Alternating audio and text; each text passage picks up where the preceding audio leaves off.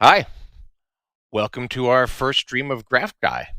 I'm Clark Richey, and today I'm the Graph Guy. So this is our very first stream. So I want to give you a little bit of information about what's going to be happening here in this channel.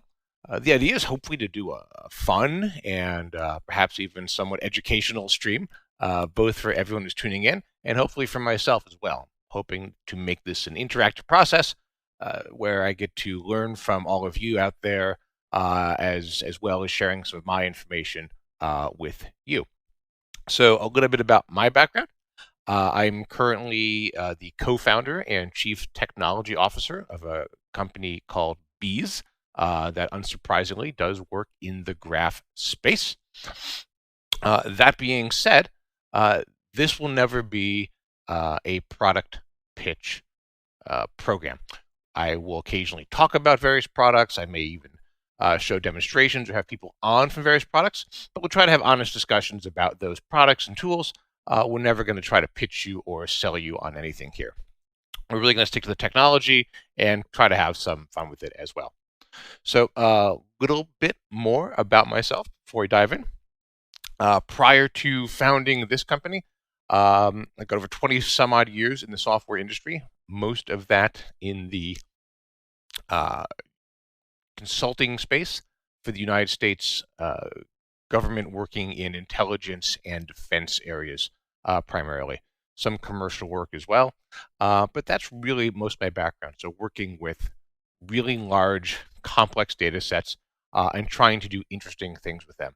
And that's really how I came to get involved with the graph space many, many years ago now. So for today's first talk, we're going to sort of tackle a little bit of an introduction. We're going to start talking about RDF versus property graph. How are they similar? How are they different? And then we're also going to tackle a question that I get all of the time when I talk to people, which is, can I really scale a graph into production? I still hear this all the time, and it's a pretty common question, and we'll talk about that. And then at the end, we're going to try a fun news segment. I mean, technically, all of the segments are new since this is the first show. But we'll do a fun news segment that I'm going to call Swag Review. And we put that at the end, so if you're busy and you have to duck out before then, hopefully the content's up front. But we are recording all these episodes, and they will be available to watch later on our channel on rerun. So we can get to that as well.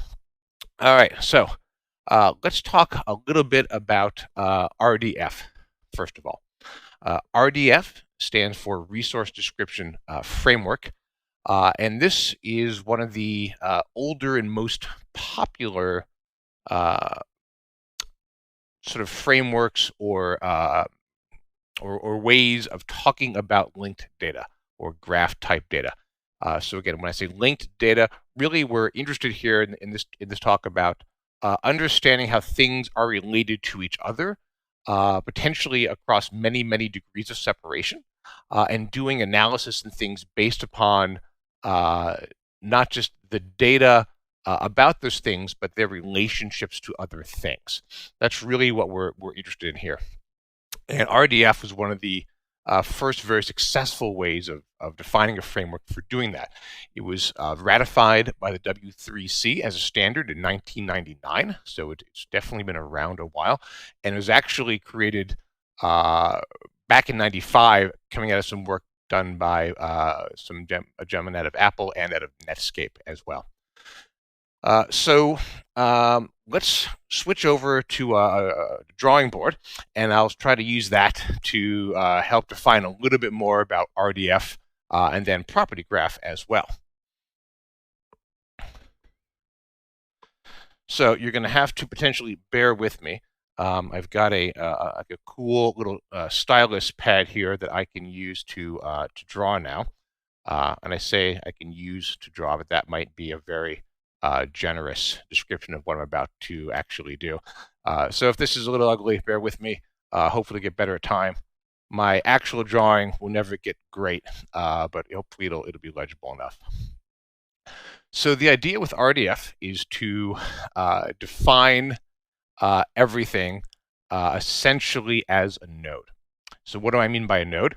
Well, this goes back to basic mathematical graph theory, or sort of the structured logic classes that many of us had in college, right? So if I say a node, really, we're thinking of that typically, right, as a circle, and a node might have a vertex, so that's this portion here, that connects to another node. So you're thinking about this as a node or a vertex. This is a relationship or an edge to another node or another vertex. And the fact that this line connecting the two has an arrow on it means there's some sort of direction implied. I'm going from this node over to this one. So when we talk about nodes and relationships, or edges or vertices, this is what we're talking about, right? So basic graph theory. So let me erase this. All right, good start. So RDF. RDF defines everything as a node and an edge. So let's take a simple example. And again, I'm trying to illustrate the general high-level concepts here. I'm not trying to get pedantic on nitty-gritty details. So yes, I may spell something wrong, or leave out a little bit of a detail, but hopefully you'll forgive me on that. And I meant to mention earlier, I'll toss it now. If you have any questions, feel free to jump into the chat. I'll try to get to those. If you have any questions for later, feel free to hit me up on Twitter or shoot me an email. My information for both is on the intro slide, and it'll be on the last slide as well. And that way we can try to structure future shows around topics and questions that are of interest to people. Great. So back to more about RDF. So let's say that I know someone called Adam. Maybe I work with Adam. And what I want to do is describe that in RDF. So let's draw let's draw a circle over here. Okay. And what I first have to do is define basically a type. So we basically say that this is a person, and we would define this essentially as an it could basically, there's a variety of standards available in RDF, but we can say this is, for example, an OWL class. All right, my handwriting is atrocious.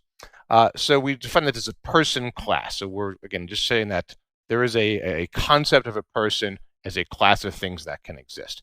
And then we have to define myself. So we'll put me over here.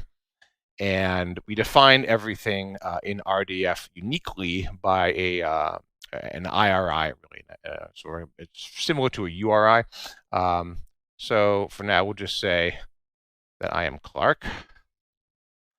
Okay, so that's the Clark, and we'll say that Clark is essentially a type of a person. Great. But really, we want to know more about Clark. We want to know, let's just say, my first name and my last name. And so we create another node, and we put in the string, whoopsie. Let's see if I can erase.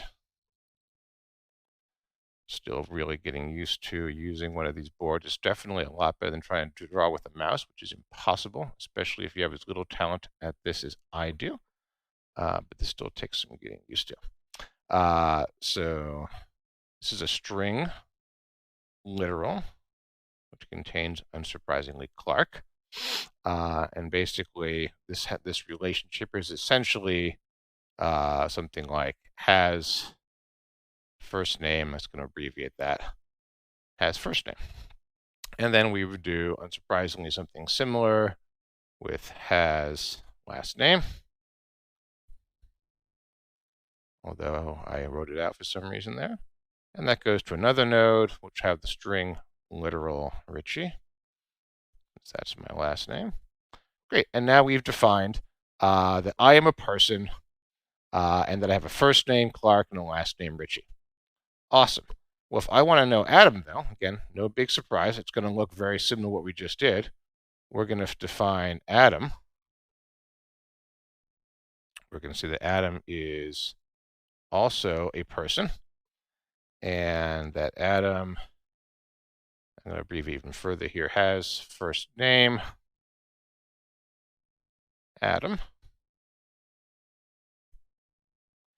and has last name, again, fully abbreviating this for everyone's sanity, and we'll just give him the last initial.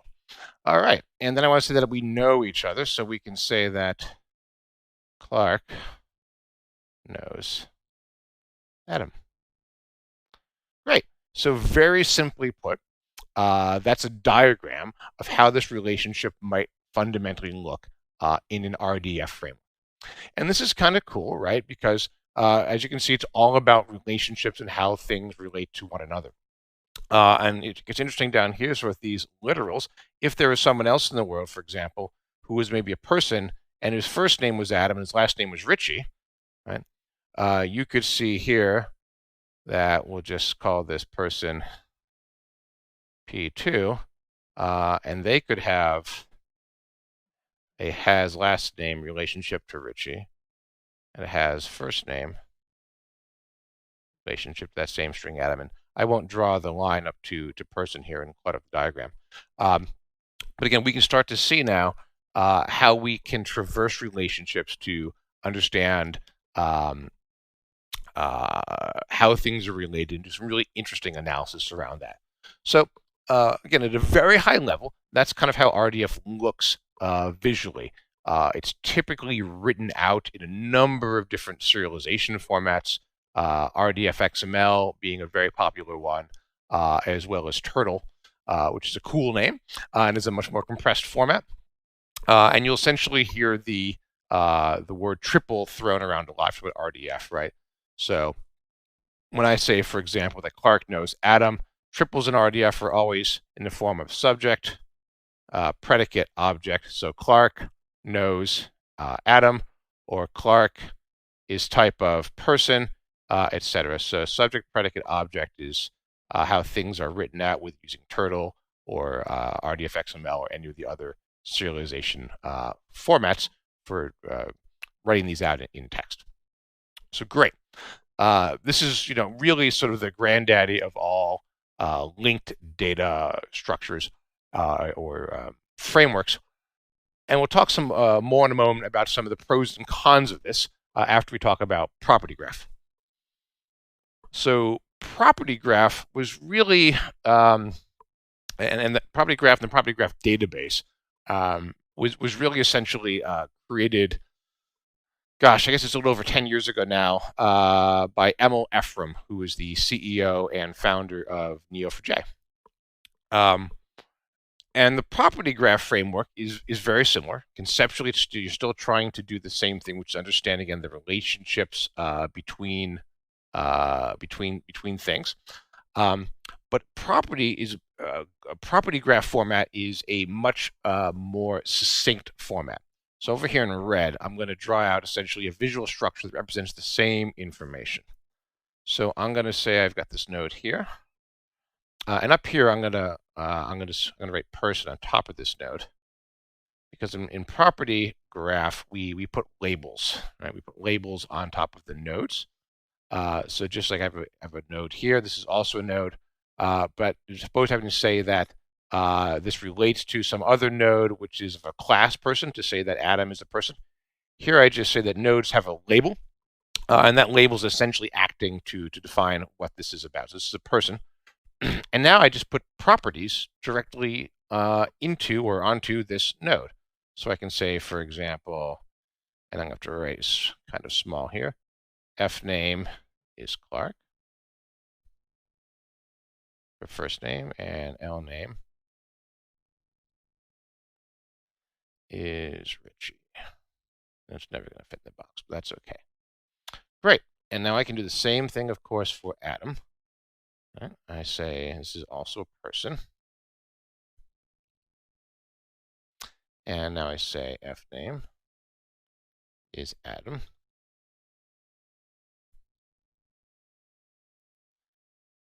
And my handwriting is bad, but it's not quite this bad. I will hopefully get better at this. W. And then if I want to say that I know Adam, I create a relationship. I give the relationship a label, just like we did the nodes. And that's it.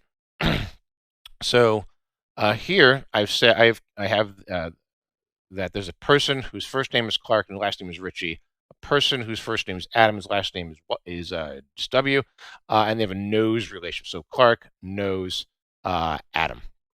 That essentially conveys all of the same information that is present in this entire portion of this RDF graph over here. So really the fundamental difference is property graph lets you do just as the name implies and put properties right here on the graph. Yeah, so when I make the line sticker, I can do that. Thank you for that. I can make the line sticker.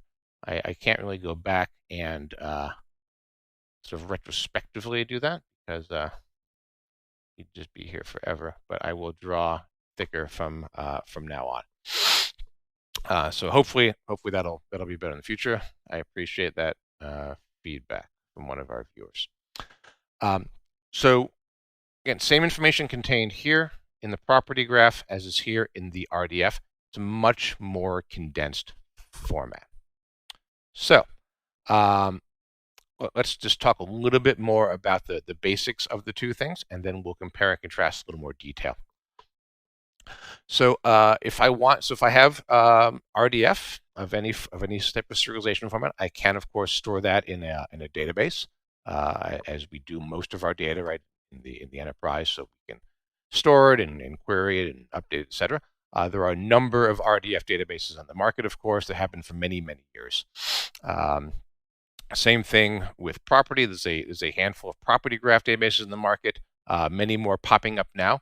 Not nearly as many potentially as RDF databases because it is a newer technology.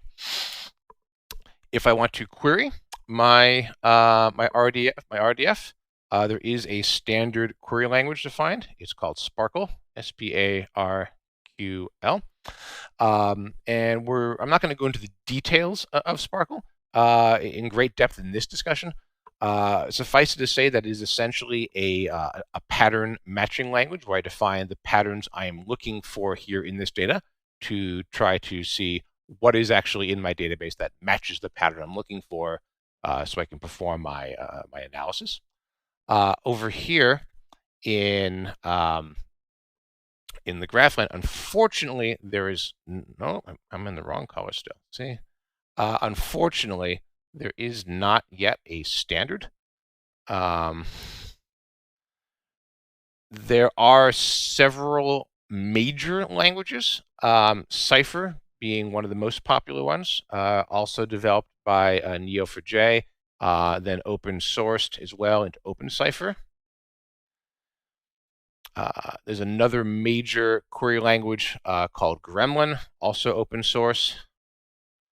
And then there's a handful of other proprietary languages. This is all in the process of moving into a W3C standard. That working group is still in progress. So hopefully within the next year or so, we'll get an actual standard that says this is how everyone should query a property graph database, in the same way that everyone has agreed that if we're going to query an RDF database, we're going to use Sparkle. Okay, so now that we have some of the fundamentals down, let's just talk at high level about how these things, sort of the pros and cons. And I'll give you my personal opinion, of course, as well. This stream will never have, again, promos, but will be strong on personal opinion. So on the plus side, Sparkle's RDF and Sparkle have been around for a very long time. So there's a ton written about it. They're very popular in the academic communities, and there are a lot of published data dictionaries, or as we would say in this sort of realm, ontologies. So systems of defining a world, think of it as a data schema, that are written for RDF.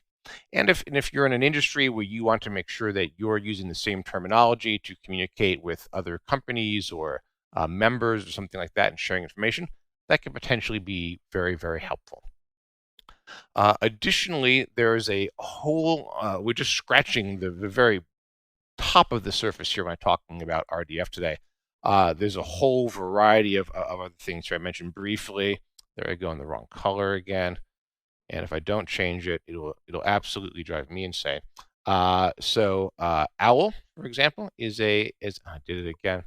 OWL is think of it as an add-on framework to RDF. And OWL is there to really define ontology languages. So again, how do I describe essentially a data schema for my RDF? And OWL provides us, there's a number of flavors of OWL. There's like OWL Lite and Extended and so on. But essentially what we need to be concerned about here is that OWL provides lots of interesting rules for example, creating subclasses of things, and as well as for allowing you to do, so it's just a matter of time, of course, that we have people in the stream, of course, so that's okay. We will deal with that. And see if I was better at this, but that's okay. We'll just move on. So additionally, if we wanted to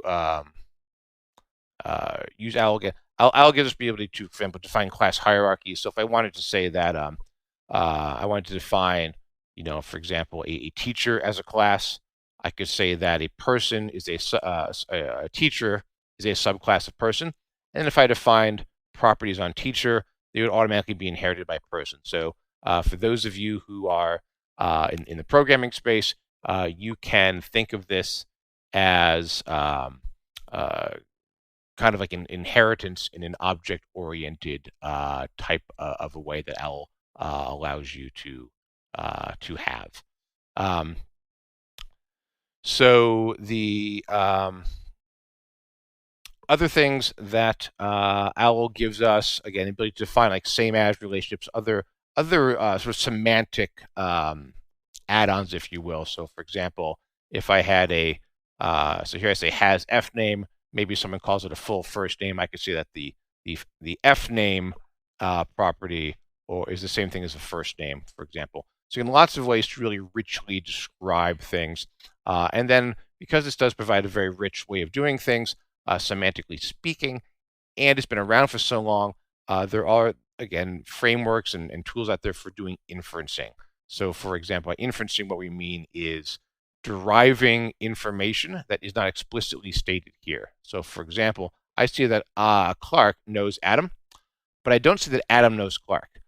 Inferencing allows you to say, well, if Clark knows Adam, odds are really, really high that Adam knows Clark. It's a very basic example, but this allows you to perform an inferencing or essentially some types of reasoning on this framework, and that's fantastic. On the downside, as you can see, the amount of relationships and nodes that we have here to describe the very simple thing is much, much larger than we have here in Property Graph.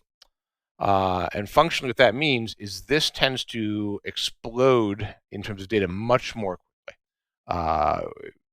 You tend to have orders of magnitude more data you have to store here in your database, for example, to describe the same amount of information than you do over here. And that, of course, directly impacts the performance of your queries, as well as how complicated your queries are going to get, right? So if I have to hop a lot of different nodes and relationships to find a person to find something that is a person and has a first name of Clark, who knows someone else that is also a person and has a first name of Adam, I've got to traverse 1, 2, 3, 4, 5 different, I touch 5 different nodes at the very least, amongst 1, 2, 3, 4, 5 different relationships. So that's a lot. Versus over here, there's 2 nodes, there's 1 relationship. and I can just look at the properties here, which typically end up getting indexed. So I can do index-based lookups and walk relationships. So this can have a significant performance impact. Obviously, because we're talking about an implementation detail, your mileage is going to vary based upon your vendor of your property graph database versus your RDF database. On a similar note, though, Sparkle tends to be a much more complicated language to deal with than any of these do for the most part. Cypher tends to be considered one of the simplest ones of the standard ones. We'll see what happens with the W3C standard. It's probably going to look a lot like Cypher, but it will not be exclusively Cypher by any means. So at a really high level, this is a overview of what is RDF, what is property graph, how are they different, how are they the same. Personally, I'm a really big fan of property graph. I love the fact that it's very, very concise. I love the simplicity of the query language. I've gotten great performance out of it, and I'm a big fan of simplicity, right? Modeling this, querying this, just visually looking and understanding this is already, just looking at this and I drew it, this is overwhelming to me. I don't want to look at this anymore, which means I'm starting to shut down and not understand it. You're showing me so many things. I can get this really easily. It's very simple.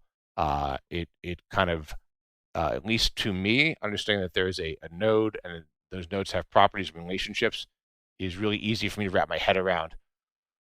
Whereas here, where everything basically is just a node, and some nodes are literal strings, for example, to represent what would be properties over here, I have to really sort of pause and think about that. It doesn't come as naturally to me. It might to you, but not so much to me. So this is a quick overview on the two, which brings us just for our last technical topic for there, which is really, does it scale? And the sort of basic answer is absolutely. So I have taken, let's stay in red here. I have taken property graph and built production systems in property graph that have had over 5 billion with a B nodes. That's been about 200 billion properties. And actually, that's not entirely accurate. Sorry, it was more like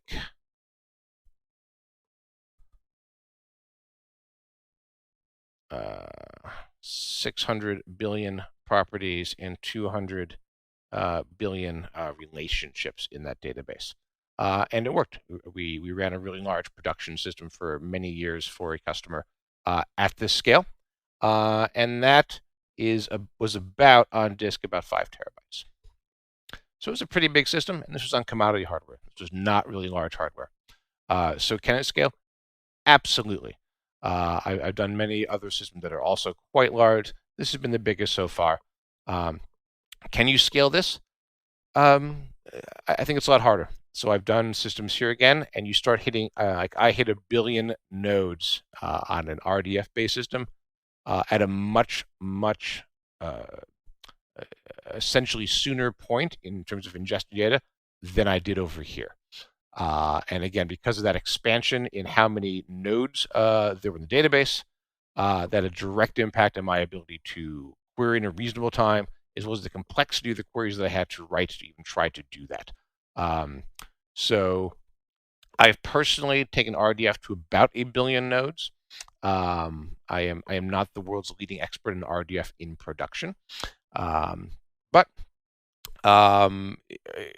many people certainly have. I think you're going to hit significantly more scale challenges here. Not to say again it can't be done, but you might have to work a bit harder. But generally speaking, can it scale? Absolutely. Again, the challenge, as with any other new database, I'll see people come to me many times to say, Clark, I downloaded this free graph database and I tried it, and it doesn't scale. I got to like 15,000 nodes and I couldn't get any good queries. So why is that? Typically, there's a couple of reasons. One is whenever you're moving to a whenever you're moving to a new type of a database, there's a learning curve, right? So I spent a lot of time at a company that sold document databases. That's a very different way of thinking about the world of relational databases, for example. Graph databases, whether they're RDF or property graph, is another different way of thinking about the world. And so when we think about that world differently, we've got to structure our data differently and model it differently, right? Structure it, model it differently. If I try to take my understanding of some relational data and bring that relational type model over into my graph database and create a model based upon that, I'm going to create a model that doesn't fit well with the database. And so now I'm taking my tool and I'm using it badly. I'm essentially trying to, eat soup with a fork at this point. I might have some success, but it's not going to be a great experience. So that is certainly an issue that I see a lot, and it's not unique to people trying to learn graph databases. And I see the other one is just, again, it's just a matter of learning what is good, what tools are good for what job. I'm a huge fan of graph databases, as you've probably guessed, but that doesn't mean they're the best tool for everything. There are many applications out there where I tell you should still use a relational database, or use a document database, or a JSON database, or a columnar. But there's many classes of problems where I think graph is absolutely the way to go. And we'll explore some of those use cases in another episode of this stream. But I think we're gonna leave that as it stands for the moment, and we're going to get into our sort of our fun segment here at the end, which is the swag review. So I don't know about the rest of you, but back in the before times, I used to go to a lot of conferences. I spoke at a bunch and attended many others, and of course that hasn't happened for a very long time now. And one of my personal favorite things about going to conferences is I liked to walk through the vendor room and, of course, see the cool technology. But really, I was looking for the cool swag. I wanted to get the coolest, neatest stuff. And so that's what we're gonna look at in this segment. As conferences start coming back into being in person, and I managed to hit some up, we're going to sort of review them and see which conferences have the coolest stuff. So I recently had the ability to go to a conference about 2 weeks ago in Columbus, Ohio. It was the CIO Tomorrow conference. And that's what we're going to be looking at today. This was an interesting conference for me because I don't normally go to CIO type conferences. I'm a CTO, I'm an architect, I'm a software engineer, but I'm not a CIO. But for various reasons, I was at this conference. And I may have to go to some more of these, I'll tell you. So let me move the camera. So, of course, because we are in a COVID world, you had many people handing out. Let's see if we can get some focus on this here. We get hand sanitizers. This is a fairly decent sized bottle of the air. Here we go. So lots of hand sanitizer, of course, and that was fine. And so I picked up a few of those. Because why not, right? Some I had clipped on my bag, and that's sort of a larger one I could carry around. And that was okay. One of the things I've been seeing lately a lot, before things all shut down, as a big new swag item at conferences, is socks for some reason. And this was no exception. So here's a cool pair of socks that I picked up. Let me see, I'm upside down. There we go. Got a cool little owl on them. They're kind of a funky, cool kind of color. So I grabbed a pair of those. I think, if they're not totally ridiculous, or maybe if they are totally ridiculous, socks can definitely be fun. At least I think so. And then I think it started to get even better from there. This is one of my favorites coming up here. I've got 2 daughters, so I'm always on the lookout for something cool for them. This dude right here. I gotta change that camera next time. Here we go. This is the Angry Orange. He's cute. He's soft, and you can squeeze him. And I was told by people who gave him out that he's angry, so you don't have to be. And the screen too as well in the bottom left there. That's actually a little shot of the conference. It wasn't very big. It was pretty dense with information. And sort of that dense little vendor booth section in the middle there you're looking at. But I'll tell you, the density, I would say, of high quality or interesting swag was very high. So this was cool. I got some of this for my daughters. There's always notebooks, right, at these places, but most of them are not super interesting. They're cheap. They're just kind of throwaway. But there were a number of companies handing out. This is actually a nice leather-bound notebook. It's real leather, or at least real imitation leather. It's just kind of a higher quality than most you've seen. So I grabbed one of those. Got the sort of obligatory holder for a pen, decent size. So actually, I picked up one of those. This is cool. I haven't seen this before. This is sort of a combination. You got a little pen and notebook. If I can open it up here. So you've got a notebook here, but then up in here, you've also got these sticky notes. So I can take notes and stickies and stick them there, and my pen stays in there. So I thought that was pretty clever and cool. And there are people in my family who are really big on the sticky notes. So I snagged that. Lastly, to show you, I got something that I've never seen at a conference before. Actually, before I show you that, there was a lot of like golfing stuff. I'm not really an avid golfer, but golf towels, like little golf bags for carrying your tees and things like that. I guess because it's a CIO conference, and I'm going to guess that golfing might be a fairly popular sport among the CIO crowd, based on the swag here at least. But I didn't grab any of those. There were a number of vendors with the really nice sort of multi-cable adapters. I would show you those, but my family has snatched all of them up on me, so they are gone somewhere. But those, I think, are always fantastic to grab. But again, my favorite, I think, from this conference in terms of sort of being novel and of high value, it's hard to see here a little bit, but it's a full-sized umbrella. You don't see that very often. So pops out. I've used it because it turned out it actually rained later on in the day. That's a full-sized umbrella right there. So, for scale, there's my hand. This is not a little tiny pocket umbrella. This is the real deal. So, in terms of review, I'm still working on a more formalized rating scale. I think I'm working on something between don't bother and pack an extra suitcase. I would put this one definitely at a must-see, and not quite at the pack an extra suitcase level because there just weren't enough vendors there. But definitely grab one of those free bags or maybe two to put stuff into, and you're going to want to check it out. So hopefully you had a good time today and had a little fun and maybe learned a little something. We'll be doing these on a regular basis. So please feel free to send in comments or questions on social media or email, and we will try to schedule our content appropriately. Thank you all for joining, and I look forward to seeing you next time. I'm Clark Richey, and I'm the Graph Guy.